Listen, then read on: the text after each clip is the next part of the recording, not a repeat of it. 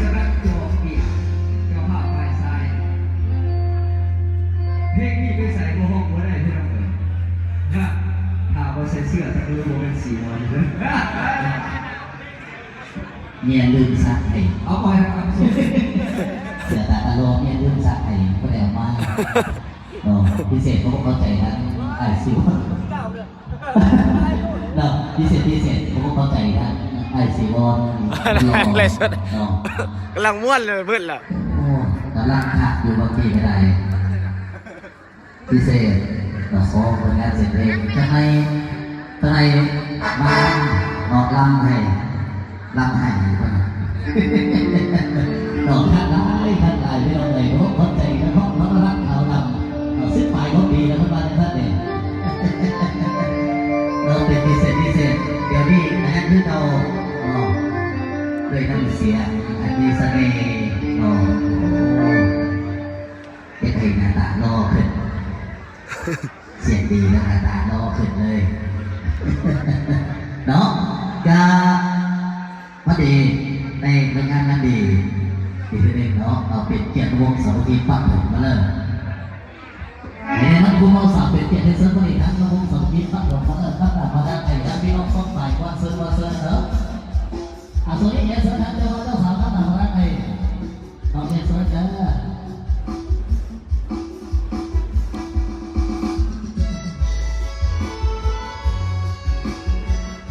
ามาอยู่ห้อย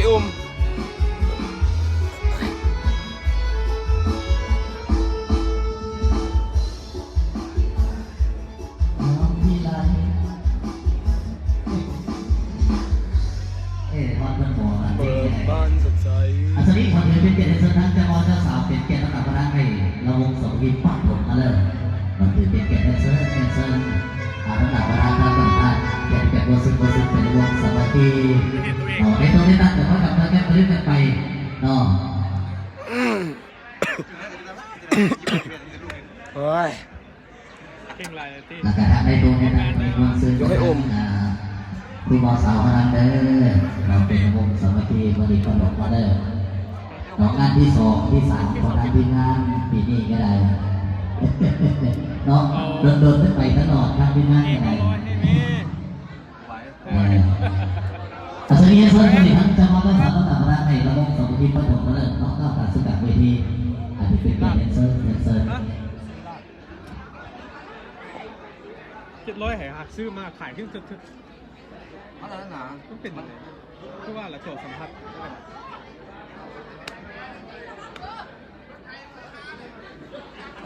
ในตัวเด็กต่างๆมาเสริมซ้อนไม่ได้เลยนะหอมแก้มเลยนะนี่อันนี้เสร็จทั้งผู้ดูทั้งหน้าขอยืมลังเมียดีเจ้าสาวมาหยอกไหมหยอกซื้อเหรอเอามาตั้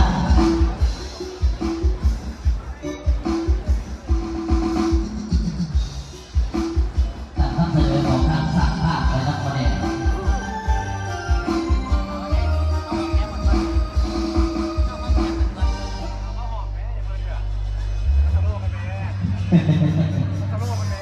ของตอนนี้เลยเราตามใจสร้างภาพให้เลยก็ได้เนาะยังบนทันเมาส์จะเบาอะไรเจ้าสาวเขาจีบเกิดแม่ไปไปหมดไปวันต่างๆเนาะขอให้เจ้าเบาหอมแก้มเจ้าสาวก่อนและเจ้าสาวจะไปหอมแก้มเจ้าเบาอย่าพลาดเจ้าเบาโอ้ยเราให้พวกสงฆ์นับ1 ข้อ 3แล้วเจ้าเบาหอมเลยเนาะพวกสงฆ์นับ1 ข้อ 3จะเบาหอมแก้มเจ้าสาวเลยเด้อ1 2ครับเอาอย่าง3โอ้ยดันละอาบัดนี้ขอยืมรักเมียตัวทักหนาไว้ได้ไหมวันเอาก็ได้เจ้าบ่าวยกรถไปเลยเด้อนับ1 2 3ให้เจ้าสาวหอมแก้มเจ้าบ่าวน้องหลายคนก็สิยินสาวว่าเอา1 2 3ขอเสียงตบมือให้แน่ในตบมือปีที่รวยตลอดปีเอาสักนิด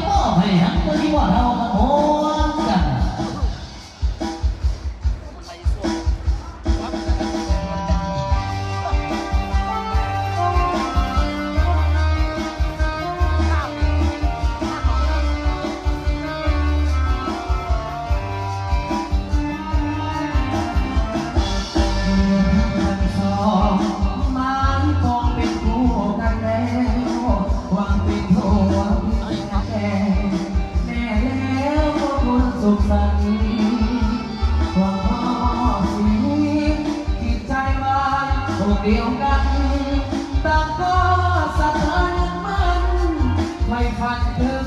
วันที่มาขอให้อยากมีตามที่ก็เดิมเสมอสวยเป็นพลาบุญอยากให้สมกับปรารถนาให้ผู้สมรสสมรักสมดังกุหลาบพ่อแม่มันคงมาลาต่างก็มาให้อวยพรใส่จงขอบคุณให้เงาบันอย่าเปลี่ยนหักทำกันสะเทาลงไปชอบเสียงเรื่องโตขอคงจะนอนละลายแม้คือที่ลูกมีสารให้เลิศด้วยปฏิภาณมันทำนองสมมองเป็นผู้กันแล้วได้เป็นผัวเป็นเมียแก่แม่แล้วก็คนสุขสันต์เป็นยามพักผ้าที่ไปอภัยให้กันดวงใจสองดวงที่รักขอทำควันผัวเดียวมีเดียวเอาเก็บไว้ให้ดีต้องเกี่ยว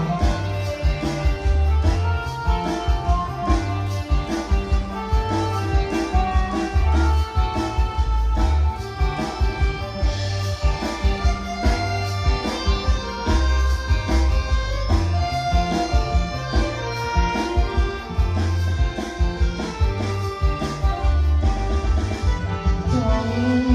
ลองหาใครยืนยาวนานอย่าเปลี่ยนหันทางกันสดเทาลงไปสักเสียงเงินทองขอจงยังน้องละไหลแม้เกิดมีลูกหญิงชายให้เลิศด้วยปฏิภาณ บัดนี้ทั้งสองสมปองเป็นคู่กันแล้วได้เป็นผัวเป็นเมียแก้วแน่แล้วก็ควรสุขสันต์เป็นยามบางทางมีไปอภัยให้กันดวงใจสองจงยึดมั่นต่อคำพันผัวเดียวมีเดียว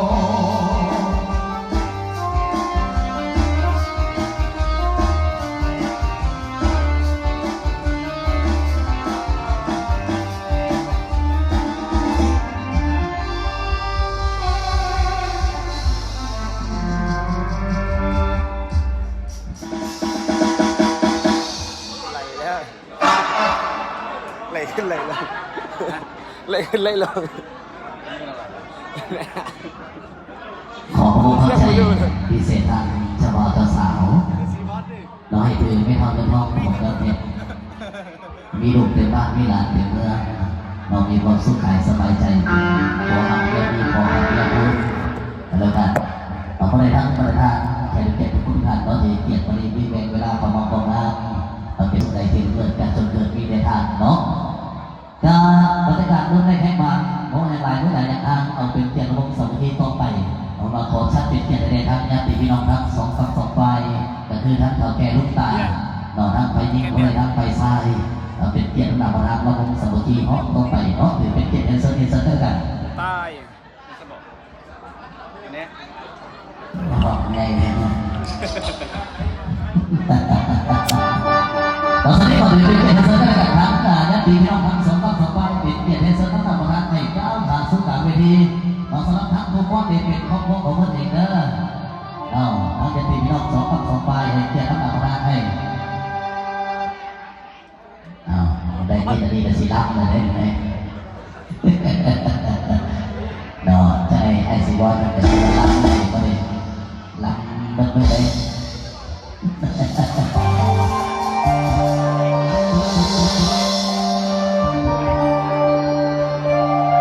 อันนี้รถเสียงจะให้ดูลุกเลย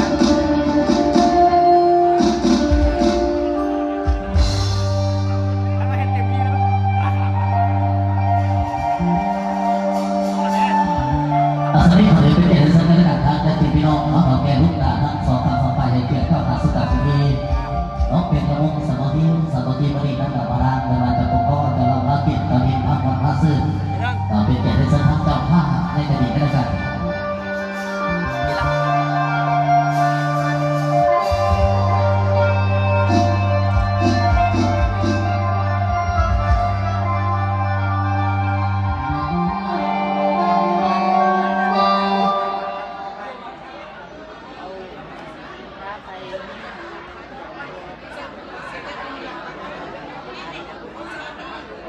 จะพักกันเลย เป็นบอกเป็นสั้นเลยเราทั้งทีมงานเลยว่าไปสละเราเรียนสักแค่กันมาเองเราเอาทางไทยยิงไปทางไทยทรายเราเป็นเกียรติเสื่อเราก็โดยทางบรรทานทั้งเกียรติเป็นเกียรติในตัวในต่างจังหวัดเด้อเอาวันน้ำกันไปกับทางเจ้าภาพเขาลง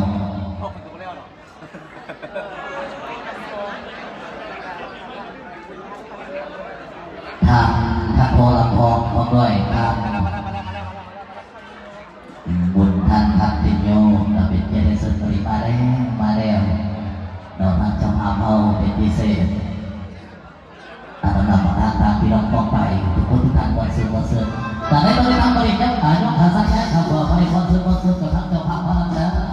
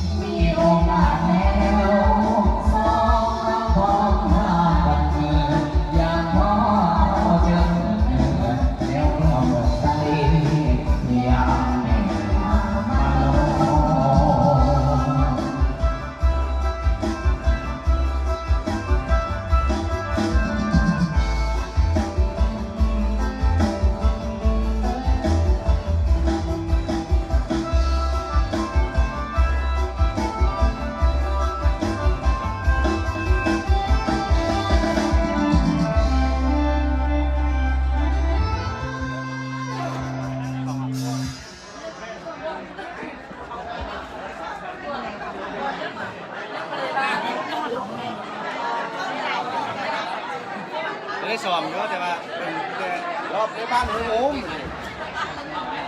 เพราะบ้านก็พูดเลยในบ้านคนยกมือเลย แม่บอกเขาเข้าใจพิเศษทั้งเจ้าภาพทั้งไปยิงไปได้ทั้งไปซ้ายเป็นเกียร์ระวงทันไปคือเราจะเอาสองเพลงนั้นไปเพลงเดียวมาห้องลืมเพลงครับเปิ้ล2-3 ปีเขาไปงานลืมเปิ้ลก็เดี๋ยววินาทีเราไป2,000พูดทานไปละ2,000เปิ้ลไปละอันใดก็ดีเปิ้ลไปก็2,000กันละ